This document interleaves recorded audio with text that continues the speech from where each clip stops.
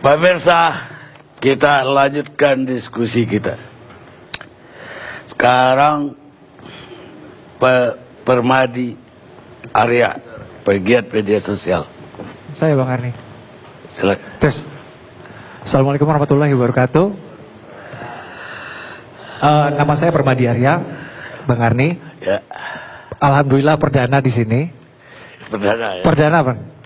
Makanya agak-agak grogi nih sebenarnya. Apalagi ada Al Mukarram Al Khotot sama Koko Felix yang saya hormati. Jadi Bang Arni, saya ini pegiat media sosial, anggota Banser juga. Tapi saya hari ini kesini sebagai pribadi saya tidak mewakili organisasi saya, GP Ansor dan Banser. Izinkan Bang Karni, saya mau mengangkat perspektif yang lain sedikit daripada yang sudah diangkat sama sahabat-sahabat di sini mengenai topik malam ini ya Bang Karni. Jadi menurut saya kumpul-kumpul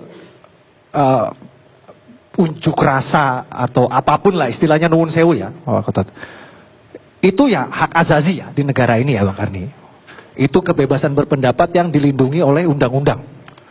Justru menurut saya itu indikasi bahwa demokrasi di negara kita ini ya iklimnya masih sehat, iklim demokrasinya. Dan juga sebenarnya itu indikasi ya bahwa rezim ini ya nggak otoriter gitu. Masih bisa kumpul-kumpul gitu. Meskipun ada yang jelek-jelekin pemerintah gitu misalnya gitu ya. Nah tapi ini yang bikin saya kecewa. Ini yang saya sesalkan ini Bang Karni ini. Dan ini nuwun sewu ya, Al Mukarram Al Khotot sama Al Mukarram Koko Felix. Izinkan saya selesaikan dulu ya ngomongnya, nanti kalau mau motong nanti biar saya selesai dulu. Yang saya sesalkan ini acara yang harusnya tanda kutip sakral ini dibajak, ditunggangi oleh ormas terlarang. Ormas terlarang yang saya maksud ini adalah Hizbut Tahrir Indonesia. Ormas yang sudah dibubarkan oleh pemerintah lewat Perpu nomor 2 kemarin. Bendera Hizbut Tahrir itu dibentang, dikibar-kibar, diarak-arak di acara tuh Bang Karni. Jadi nuwun sewu, ini menurut saya ini adalah bentuk pembangkangan terhadap kedaulatan hukum Republik Indonesia. Masih ada yang lebih parah Bang Karni. Mohon izin saya pakai ilustrasi, saya udah siapin materi.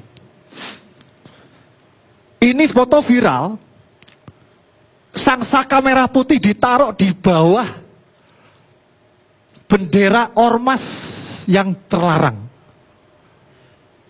Jadi saya begitu lihat ini nuwun sewu ini. Ini merayakan, katakanlah merayakan reuni, merayakan kemenangan atas penistaan agama. Tapi ya jangan jadi menistakan sang saka merah putih juga dong. Benar nggak?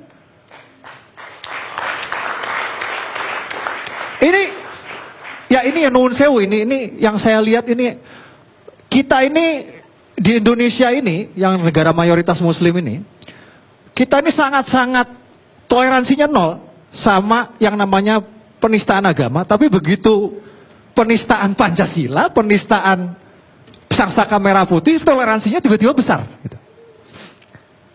Yang jadi pertanyaan buat saya, ini aparat kemana? Pak aparat kalau ada yang nonton ini kemana? Ini jelas-jelas ini penistaan ini penghina simbol negara ini jelas-jelas ini. Ini kemana aparat ini Bang Karni? Mosok sang saka merah putih ditaruh di bawah. Saya tahu pasti Koko Felix sama ini di sini pasti banyak yang ingin mendebat saya Bang Karni bahwa itu yang dipasang itu bukan bendera HTI, itu adalah Panji Rasulullah. Saya katakan sekarang, ini adalah Panji Rasulullah Muhammad Sallallahu Alaihi Wasallam. Inilah Al-Roya Al-Liwa. Monggo ini banyak sumber kredibel yang bisa dicek, banyak sumber kredibelnya. Ini bisa dicek ini. Ya, bisa periksa sendiri. Ini Bang Karni barang aslinya ini ada di Islamic Museum di Istanbul, Turki. Monggo, Koko Felix kan suka ke Turki, mampir sana. Jadi itu bahkan di kutipan sejarahnya itu jelas bahwa ini dulu Rasulullah Muhammad SAW menyerahkan bendera ini kepada Sayyidina Ali bin Abi Thalib radhiyallahu anhu pada Khaybar ke-7. Jadi jelas sejarahnya. Jadi jelas ya kalau ada yang nonton di sini, Pak aparat, jelas ini adalah Panji Rasulullah. Ini adalah bendera ormas terlarang Hizbut Tahrir, jelas ya. Jadi next time Pak aparat mohon kalau ngeliat-liat bendera kayak gini lagi, tolong dong ditindak gitu. Yang kedua Bang Karni, saya nggak banyak bicara, poinnya nggak banyak. Ideologi terlarang khilafah yang sudah sudah dilarang oleh Perpu nomor 2 kemarin itu dengan terang-terangan itu dipromosikan di acara tersebut. Jejak digitalnya banyak Bang Karni. Bisa dilihat foto-foto, spanduk, flyer bertuliskan besar-besar khilafah. Itu dipajang-pajang, orang berselfie ria, diviralkan di media sosial. Ini ideologi yang pernah terang-terangan ingin mengganti Pancasila sebagai falsafah negara. Ideologi yang terang-terangan mengatakan bahwa menolak undang-undang dan mengatakan undang-undang RI itu adalah hukum jahiliyah, hukum biadab. Ideologi yang terang-terang mengajarkan katanya nasionalisme itu tidak ada dalil, kata mereka. Itu kan sama aja mengatakan bahwa cinta tanah air itu bertentangan dengan hukum Islam. Ingin membenturkan agama dan negara. Ideologi yang berbahaya, yang akhirnya dengan berbagai macam pertimbangan pemerintah memutuskan untuk melarangnya. Maaf kalau saya menyinggung, tapi apa bedanya dengan komunis PKI? Jawabnya tidak ada. Sama-sama ideologi berbahaya, sama-sama ideologi terlarang. Kembali lagi pertanyaan saya, kemana aparat? Ini terus terang nih, Bang Karni, saya prihatin. Ini menurut saya ini udah bentuk, menginjak-injak martabat hukum ini. Dan yang terakhir, pasca acara Bang Karni, buzzer-buzzer mereka, influencer mereka, itu di media sosial mereka kompak blasting. Blasting itu memviralkan di media sosial, foto-foto dokumentasi gerakan 212 dengan narasi-narasi nuwun sewu ya Bang Karni. Narasi-narasi yang hate speech, agitasi, dan hasutan anti pemerintah. Saya bukan corong pemerintah, cuman saya ngomong ini menjabarkan fakta. Contoh nih Bang Karni, ada diviralkan, wah Pak Jokowi, wah Pak Presiden RI tidak hadir di 212. Ini berarti Pak Presiden ini tidak peduli pada umat Islam. Nah, ini kan contoh-contoh ini kan. Atau ada satu video yang viral itu, ada satu ustadz yang diundang untuk orasi. Ustadz siapa namanya? Nggak penting lah itu. Ini dia orasi, ini videonya viral nih. Orasi dia mencaci maki dengan nada menghina Menteri Agama. Lah iki nuwun sewu iki Bang Karni, iki opo? Iki maulid apa orasi politik? Cok.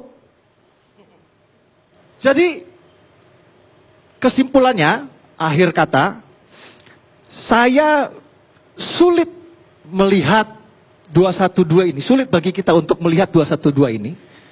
Maksud saya sulit bagi kita untuk tidak melihat 212 ini sebagai gerakan politik. Mendingan udah jelas-jelas aja, ini gerakan, jangan bilang gerakan Islam, ini gerakan politik bernuansa Islam. Bahkan ini saran saya nih Bang Karni, ini buat bapak-bapak ini yang saya terhormat. Udah kenapa nggak bikin aja sih partai politik 212? Parpol Islam 212 kan jelas. Minimal mereka jujur gitu Bang Karni dengan motif mereka yang sebenarnya yaitu politik gitu. Ya kan? Daripada kayak sekarang umat dibuai dengan dalil jihad bela agama persatuan umat padahal tujuannya politik 2019. Sekian Bang Karni. Wallahul muwaffiq ila aqwamit thoriq. Assalamualaikum warahmatullahi wabarakatuh. Sekarang saya minta Felix Xiao, penceramah. Perdana juga kalau nggak salah. Alhamdulillah. Baik, bismillahirrahmanirrahim. Assalamualaikum warahmatullahi wabarakatuh. Alhamdulillahirabbil alamin. Wassalatu wassalamu ala asrofil anbiya'i wal mursalin wa ala alihi wa sahbihi ajma'in. Asyhadu an la ilaha illallah, asyhadu anna Muhammadan abduhu wa rasuluhu la nabiyya ba'da. Wa qala Allah ta'ala fil kitabihil karim, a'udzubillahi minasyaitonir rajim. Bismillahirrahmanirrahim. Al-yawma akmaltu lakum dinakum wa atmamtu alaikum ni'mati wa raditu lakumul Islam madina. Alhamdulillah, puji dan syukur senantiasa kita panjatkan kepada Allah Subhanahu wa taala atas rahmat dan karunia-Nya, atas inayah, atas iradahnya. Kita semua bisa hadir di sini. Alhamdulillah, saya didampingi oleh Ustadz saya, Ustadz Khotot, sekaligus kakak kelas saya di IPB. Ada Mas Fadli Zun, ada Ustadz Egy Sujana. Pertama kali ketemu dengan Mas Rocky Gerung yang sudah saya baca banyak sekali tulisannya, dan juga teman-teman Ustadz Fahri Hamzah ya Masya Allah. Ada Yai Marsudi dan teman-teman yang baru saya ketemu. Kalau sama Mas Permadi Arya ini beberapa kali mention saya di dunia media sosial. Jadi di media sosial ini ganasnya luar biasa ya Masya Allah ya. Tapi saya jadi teringat omongannya Mas Tejo. Kalau Mas Tejo ini juga saya sering dengar videonya, terutama ketika lagi ngobrol sama Cak Nun. Saya ingat bahwa Mas Tejo pernah bilang bahwa hidup ini semuanya acting ya. Bahkan kata Mas Tejo juga acting. Dan saya jadi yakin ganasnya Mas Permadi ini acting juga kayaknya ya. Tak doain Mas, tak doain mudah-mudahan imanmu juga bukan acting ya. Nah gitu yang pertama. Kalau yang kedua, Mas Denny Siregar saya juga pernah lihat beberapa. Dan kalau sana Al-Quran mengatakan wamal hayatud dunya illa laibu wallahun, bahwa sesungguhnya dunia itu tidak lain merupakan tempat bermain-main dan tempat bersenda gurau gitu ya. Nah sekarang Anda sudah bisa ngeliat senda guraunya itu kayak apa dunia itu ya. Masya Allah, Alhamdulillah. Jadi yang pertama-tama saya pengen ngasih tahu dulu, saya datang ke sini, Alhamdulillah, karena memang mungkin TV One melihat saya sebagai penggiat media sosial juga ya. Bedanya bukan mungkin di sini kenapa? Penceramah. Ya penceramah ya. Di sini penceramah. Tapi kalau tadi yang di sana ngaku media sosial penggiat, kayaknya di sini followernya paling gede saya kayaknya. Begitu. Ya gitu. Itu tidak usah dipertanyakan lagi karena itu sudah berdasarkan data. Jadi kalau bicara tentang media sosial, saya pikir saya lebih berhak untuk kemudian mewakilkan orang-orang yang ada di media sosial dibandingkan yang lain yang telah lebih dulu berbicara tadi. Nah pertama-tama gini, Bapak Ibu sekalian, Bang Karni, saya pengen memberitahu ada satu hal yang luput yang mungkin belum dijelaskan oleh pendahulu-pendahulu tadi. Yang pertama-tama adalah ini semua tidak pernah terjadi di Indonesia. Gerakan 212 ataupun kemudian reuni yang baru kita laksanakan kemarin, ataupun kejadian-kejadian yang mendahuluinya, ini belum pernah terjadi di Indonesia ke belakang, belum. Baru terjadi ini saja. Nah, kapan terjadinya? Ini mulai terjadi setelah ada penguasa baru yang muncul. Nah, jadi ketika ada satu penguasa baru yang muncul, ada sesuatu penguasa baru yang muncul, kemudian ada beberapa hal yang kemudian memaksakan ingin mensekularisasi Indonesia secara lebih jelas lagi. Memisahkan peran agama daripada kemudian kehidupan sosial. Artinya adalah apa? Agama ini seolah-olah tidak boleh mengambil peran di dalam kehidupan, walaupun ternyata kita lihat di Indonesia yang mayoritas adalah orang-orang Muslim. Contoh misalnya, ketika misalnya terjadi pilkada di Jakarta, ini kan ada satu hal yang sangat bertentangan. Indonesia mayoritas adalah Muslim. Kemudian mereka harus dipaksa seolah-olah kemudian menerima pemimpin yang dalam agama mereka melarang dengan jelas bahwa orang-orang Muslim itu dikuasai oleh orang-orang yang bukan Muslim. Itu sudah jelas sekali dituangkan di dalam Al-Quran. Salah satunya yang kelak nanti akan diingat sebagai gerakan Al-Ma'idah 51 itu. Nah ini ada sebuah hal yang kemudian dipaksakan. Sabar Ustaz, Alhamdulillah. Saya belum selesai. Nah ada kemudian yang sudah dipaksakan di sini. Nah ketika ini kemudian terjadi, ada polarisasi. Dan kalau boleh dicek di Facebook saya sudah bilang dari awal bahwa ini kalau diteruskan akan jadi masalah yang sangat besar sekali. Nah kenapa? Seolah-olah ada pemaksaan ingin mensekularisasi Indonesia lebih dalam lagi daripada yang sudah pernah ada. Nah dari situlah kemudian ketika ada gerakan-gerakan kaum muslimin yang akhirnya 411, 212, ini ada satu hal yang memang tidak pernah dirasakan. Saya masuk Islam tahun 2001. Jadi pada Bapak Ibu sekalian yang hadir di sini yang ada di rumah, saya masuk Islam 2001. 15 tahun, 16 tahun saya berada di, 2002 saya masuk Islam. 15 tahun saya berada di dalam Islam, itu tidak pernah saya temukan ada satu common sense di antara kaum muslimin untuk satu gerakan. Nah, kenapa ini bisa muncul? Karena mereka mengatakan kami mendapatkan hidayah, kami mendapatkan pencerahan, kami mulai sadar dengan agama kami, tanggung jawab dengan agama kami sendiri, yang setiap hari kami ucapkan, yang setiap hari kami baca Al-Quran. Setelah kemudian kasus penistaan Al-Maidah 51 itu, mereka menjadi punya sebuah tanggung jawab yang lebih besar dalam agama mereka. Muncul satu gerakan. Nah, ketika muncul satu gerakan ini menjadi sebuah gerakan yang tidak bisa diabaikan oleh siapapun. terlepas tadi ada usaha kemudian untuk mengkerdilkan gerakan ini dengan kata-kata seperti tadi, yang hadir di sana cuma puluhan ribu. Ada satu situs berita mengatakan dari polisi sendiri, itu polisi yang ditugaskan untuk menjaga aksi kemarin itu, bukan aksi ya Ustaz ya, ngumpul, reuni, baik, reuni dan maulid akbar, itu yang ditugaskan 35 ribu. Lah kalau dikatakan orangnya 30 ribu, berarti siapa yang mengawal siapa kan gitu? Gitu kan ya? Artinya apakah kemudian polisi yang kemudian mengawal pesertanya, ataukah pesertanya yang mengawal polisinya? Jangan-jangan, karena polisinya lebih banyak. Nah sedangkan kejadian itu kan nggak ada. Oke, terlepas daripada kemudian aksi apapun yang kemudian mengkerdilkan, mereka harus kemudian memahami bahwa gerakan ini tidak bisa diabaikan. Buktinya, seberapapun yang hadir itu jauh lebih besar daripada yang bisa dikumpulkan oleh partai politik manapun. Dan terutama yang bisa dikumpulkan sama aksi-aksi tandingan. Seperti misalnya tahun lalu ada aksi 412. Itu jauh lebih banyak kemudian aksi reuni ini. Nah ini tidak bisa diabaikan oleh siapapun. Apa yang bisa kita lihat dari sini? Yang kita bisa lihat dari sini adalah, kalau aksi ini terus berjalan, ini faktanya, kalau aksi ini terus berjalan, maka ada yang takut dengan adanya aksi ini. Padahal aksi ini tadi, tidak lain dan tidak bukan, adalah sebuah kesadaran umat muslim peduli dengan agamanya sendiri. Mereka mulai sadar bahwa Al-Quran memerintahkan mereka soalan pemimpin misalnya. Al-Quran memerintahkan mereka dalam kehidupan ada aturan-aturannya. Setiap hari mereka baca ayat tentang riba misalnya. Lalu kemudian mereka membandingkan dengan kenyataan yang sekarang. Apakah kemudian apa yang diperintahkan di dalam Al-Quran ini sudah diterapkan pada hal yang sekarang? Mereka membandingkan dengan kemudian ayat-ayat yang lain. Karena agama Islam kan agama spesial. Dia tidak hanya kemudian urusan akhirat, tapi dia urusan dunia yang nanti akan berpengaruh di akhirat. Nah, ketika gerakan ini kemudian mulai menggulir dan kemudian mulai besar, ada yang khawatir. Lah kenapa khawatir? Tidak lain dan tidak bukan, pasti ada kepentingan dengan syahwat kekuasaannya.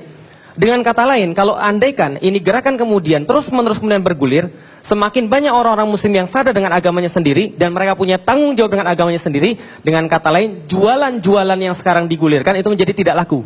Nah, makanya dibuat narasi yang baru.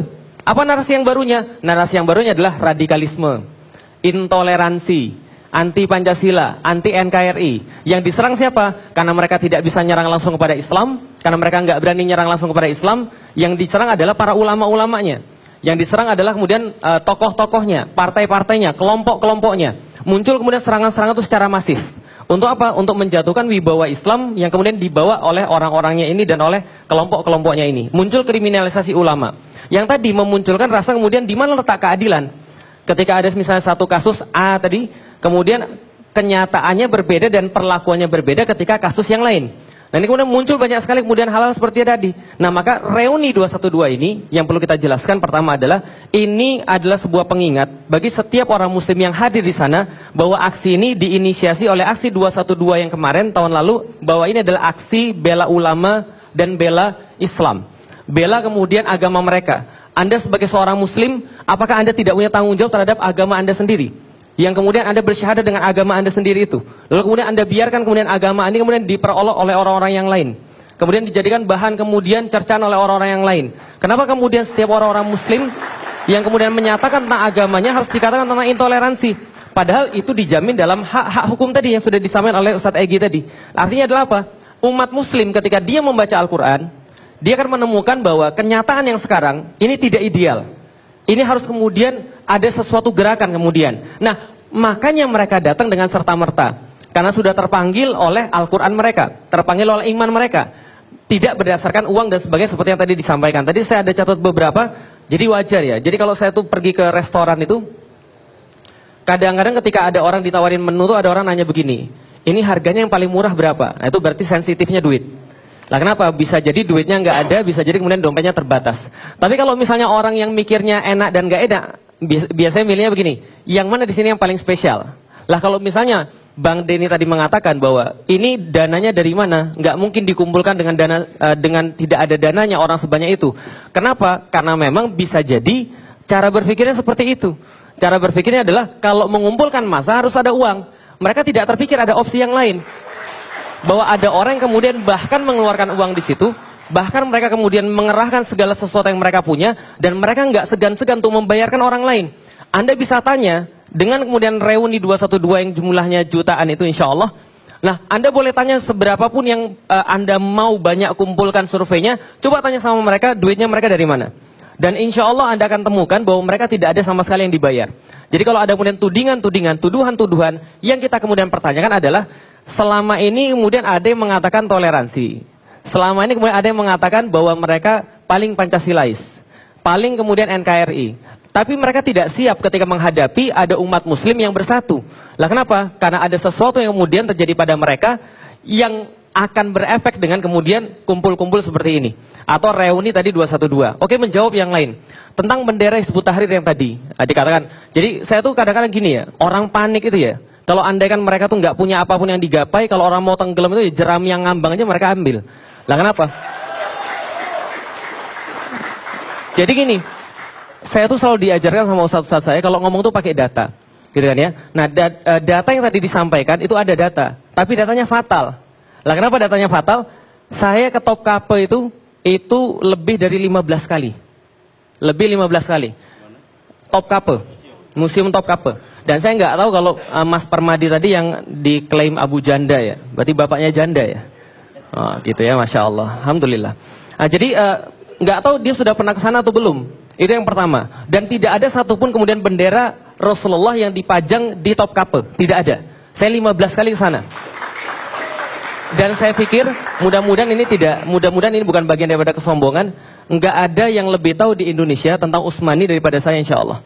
Dan bendera yang tadi disampaikan itu bukan bendera Rasulullah, itu bendera Utsmani.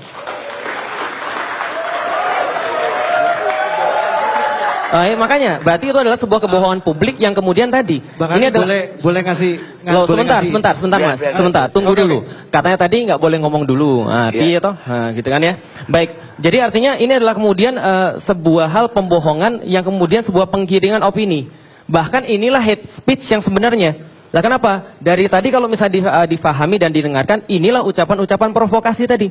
Gitu kan ya. Oke, itu yang pertama. Yang kedua, bendera yang tadi diklaim sebagai bendera Hizbut Tahrir itu adalah bendera Rasulullah Sallallahu Alaihi Wasallam. Hadisnya jelas. Anibni Abbas, royatu Sallallahu Alaihi Wasallam saudah, waliwa'uhu abyad. Saya nggak usah artiin ya, insya Allah ya. Oh, artiin, baik. Baik, terima kasih. Sesungguhnya bendera Rasulullah Sallallahu Alaihi Wasallam itu warnanya putih dan panjinya berwarna hitam. Artinya sudah jelas sekali ada warna putih dan ada warna hitam di situ. Dalam kemudian hadis yang lain dikatakan maktubun alaih la ilaha illallah Muhammadur Rasulullah. Bahwa sesungguhnya tertulis di dalamnya la ilaha illallah Muhammadur Rasulullah. Kalimat yang antum-antum itu semua hidup dengan itu. Kalimat yang antum-antum semua ingin mati dengan itu. Dan kalimat yang antum-antum semua pengen hidup lagi dengan itu. Betul atau tidak? Alhamdulillah kalau masih iya. Nah, artinya itu bukan bendera Hizbut Tahrir. Itu adalah benderanya Rasulullah, benderanya umat Islam. Andaikan mau dipakai oleh Hizbut Tahrir itu adalah suka-suka dia. Mau dipakai oleh mas-mas di sini juga boleh juga, nggak ada masalah. Lah kenapa? Karena itu benderanya Rasulullah. Semua umat muslim berhak untuk memakai itu. Lah, bagaimana mungkin? Akan sangat lucu sekali bagaimana mungkin ada orang muslim yang anti dengan syahadatnya sendiri. Atau jangan-jangan dia nggak paham bahwa itu adalah syahadatain. Ini. Oh, sebentar. Saya belum selesai. Saya belum selesai. Udah Sebentar, saya belum selesai. Penggiringan opini. Paham. Muslim. Sabar. Ya, Ustaz lagi ada Iya. ya. Kalau saya Wallace dan santai, alhamdulillah. Iya, makanya memang begitulah kira-kira. Ya nggak apa-apa. Itu memang itulah enaknya di Indonesia. Indonesia itu orang-orang nyenengke, lucu-lucu, alhamdulillah ya. Jadi DE lucu nggak apa-apa. Jadi artinya ini adalah kemudian bendera yang kemudian bertuliskan kalimat syahadatain. La ilaha illallah Muhammadur Rasulullah. Ini adalah kemudian kalimat yang kemudian senantiasa dibanggakan oleh orang muslim. Nah, inilah kemudian dalil-dalil yang paling mendekati dengan bendera Rasulullah Sallallahu Alaihi Wasallam. Bicara tadi dengan bendera Utsmani, banyak bendera Utsmani. Saya coba lihat nanti sana, kalau bendera Utsmani biasa ada kalimat Inna fatahna laka fatham mubina yang kemudian dijadikan sebagai bagian daripada bendera mereka. Oke, yang terakhir teman-teman sekalian, yang pengen saya sampaikan. Pertama-tama kalau kita mau konstruktif, kalau kita mau benar-benar berpikir untuk bangsa ini, berpikir untuk Indonesia, yang sama-sama kita cintai ini, dakwah itu tidak mungkin dilakukan kalau kita nggak mencintai Indonesia. Andaikan umat Islam tidak mencintai Indonesia, maka Indonesia tidak akan merdeka. Dan kita perlu ingatkan pada semua pihak, bahwa Indonesia ini merdeka, saham terbesarnya adalah umat muslim. Dan umat muslim ini adalah orang yang akan pertama kali berdiri ketika melihat kezoliman di depan mata mereka. Dan kalau misalnya teman-teman lihat ketika Islam kemudian menginspirasi para pejuang-pejuang kemerdekaan, kemudian untuk berdiri, kemudian untuk melawan penjajahan yang terjadi di Indonesia, maka penjajah pasti tidak suka. Penjajah akan mendiskreditkan gerakan-gerakan ini. Dikatakan gerakan inilah, gerakan itulah, gerakan yang sebagainya. Nah, pertanyaan saya, kalau seandainya ada persatuan umat, yang Masya Allah kalau antum datang ke sana, kita tidak usah berbicara tentang wasilah-wasilah hidayah yang dihantarkan lewat 212 itu. Tapi kalau seandainya Anda datang ke sana, Anda akan merasakan keharuan yang sangat luar biasa. Persatuan yang sangat hebat sekali. Artinya kalau ada yang nggak suka, jangan-jangan Anda ini bermental penjajah. Lalu kemudian yang terakhir banget. Sorry Bang Karni. Kan saya kan baru sekali. Baik, lalu kita terakhir. Kita bicara tentang konstruktif. Saya ini pembelajar. Artinya kalau kita ini adalah semua adalah pembelajar, maka kita belajar untuk mencari kesalahan kita sendiri sebenarnya apa. Rasulullah ketika berdakwah ditolak, beliau kemudian menyalahkan dirinya sendiri. Bahwa sebenarnya apa salah saya? Apa kemudian yang menyebabkan kekurangan daripada usaha saya dalam berdakwah? Kita pun sama. Kita adalah pembelajar yang mencari kesalahan dalam diri kita sendiri. Walaupun kemudian kita menemukan kesalahan itu ada di pihak yang lain, tapi kita tidak gunakan kecuali untuk memberikan kebenaran bagi diri kita sendiri. Itu yang pertama. Yang kedua, kita sadari ada sesuatu hal yang memang terjadi di negeri ini. Polarisasi terjadi. Ada kemudian pecah belah di antara umat di negeri ini. Walaupun kemudian kemarin 212 bersatu tidak semuanya, tapi ini adalah momen persatuan. Kita tidak bisa pungkiri itu semua. Maka saya hadir di situ, karena itu adalah bagian daripada momen persatuan. Karena dalam kemudian kondisi pecah belah seperti ini, tidak ada yang lebih baik yang kita lakukan kecuali kita bersatu dan kemudian mendatangi tempat-tempat yang ada kemudian persatuan seperti itu. Dan saya sadar kemana-mana saya ditolak gitu kan ya. Ada beberapa tempat yang kemudian mengusir, menolak saya. Tapi saya yakin yang diusir itu bukan keinginan kita untuk bersatu. Bukan keinginan kita untuk kemudian mencari solusi yang terbaik bagi negeri ini. Dan bagi kami orang-orang muslim, kami meyakini bahwa solusi yang diberikan terbaik itu sudah pasti datang daripada Allah Subhanahu wa Ta'ala. Kita meyakini itu dengan seyakin-yakinnya, dan kemudian itu sudah terbukti selama 1300 tahun lewat kemudian yang dikatakan khilafah tadi. Yang dikatakan ideologi terlarang tadi. Terlarang dari mananya? Kalau Anda mengatakan khilafah adalah ideologi terlarang, berarti Anda harus menghapuskan kemudian orang-orang yang membaca ketika tarawih kepada Khalifah Abu Bakar, Khalifah Umar, Khalifah Utsman, Khalifah Ali. Mereka adalah khalifah-khalifah. Dan khilafah adalah apa? Khilafah adalah prinsip pengelolaan alam semesta yang diamanakan Allah kepada manusia.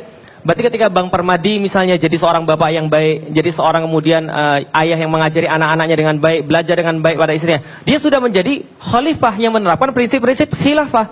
Tapi dalam konteks rumah tangga, ada dalam konteks-konteks yang lebih besar, ini adalah kemudian khilafah. Bagaimana kemudian dikatakan bahwa khilafah ini adalah ideologi terlarang, apalagi sampai kemudian dibandingkan, lalu kemudian dibenturkan dengan Pancasila. Dan semua sudah sepakat saya pikir, bahwa Pancasila dijiwai oleh nilai-nilai Islam. Tadi sudah disampaikan oleh Bang Egy, kita sudah sepakat. Artinya adalah apa? Artinya adalah jangan sampai kemudian kita ini kalau mau mencari solusi kemudian menjelek-jelekkan yang lain, senantiasa memprovokasi yang lain. Ini bukan sesuatu yang baik, insya Allah. Kita menginginkan kebaikan dan mudah-mudahan kebaikan itu ada pada hari ini. Wallahu a'lam bishawab. Assalamualaikum warahmatullahi wabarakatuh. Waalaikumsalam. Boleh. Ini sebentar aja Bang Karni, nggak lama. Iya. Cuma mau ini nanggepin ini soalnya tadi ada narasi. Nah ini yang saya maksud nih Bang Karni. Ini ada narasi berbahaya. Kalau saya kritik benderanya dibilang anti lafadz la ilaha illallah. Ini narasi yang berbahaya ini. Saya ini terkenal Bang Karni karena saya nih lagi rame ISIS 2014. Saya orang yang berani ngece ngolok-ngolok ISIS. Tahu saya dibilang apa Bang Karni? Dibilang anti Islam. Ini yang berbahaya. Justru jadi nuwun sewu Kofelik ya. Kalau Kofelik bilang ini hate speech, ini juga hate speech. Bilang saya kritik bendera kok dibilang saya anti sama la ilaha illallah, itu kan udah jauh sekali itu. Terus soal itu tadi dalil ya nuwun sewu, aku nggak mau karena saya bukan ustadz seperti Koko Felix ini. Jadi kalau Koko Felix patokannya dalil hadis mengenai bendera ini, nuwun sewu ya Pak Al-Khotot bentar. Yang saya tahu sebagai saya seorang muslim, hadis itu baru ada 200 tahun setelah Rasulullah wafat. Banyak yang doif, banyak yang palsu juga. Jadi nuwun sewu kalau misalnya itu nggak bisa dijadiin pegangan. Tapi saya nggak mau ke situ ya Pak Akotot ya. Saya nggak mau tahu ya nggak usah ngomong. Lah makanya saya nggak mau bahas itu. Yang saya pengen bahas adalah logika. Kita pakai logika falasi nih kayak gini ya. Ini logika falasi sebenarnya. Ini cacat logika. Kenapa saya bilang kayak gitu? Kalau memang pengen la ilaha illallah, kan bisa warna kuning. Kan bisa warna hijau. Kenapa harus warna hitam? Tahu Ya, depan kita kasih warna-warni sama seperti sekarang gini, misalnya ada orang ngibarin bendera Palu Arit.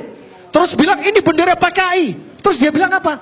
Oh ini bukan bendera PKI, ini bendera komunis. Nah kan sama kayak gitu logikanya kan.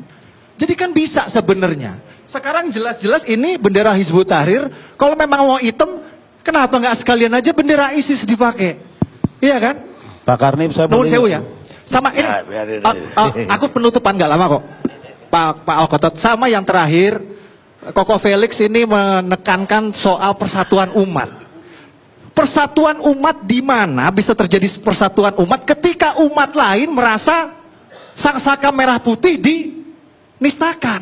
Gimana bisa ada persatuan umat? Benar memang Koko Felix bilang ada terpolarisasi, bangsa ini udah kepecah jadi dua. Satu yang sakit hatinya ngelihat ini, sama satu yang bangga mengibarkan ini. Udah gitu aja. Terima kasih.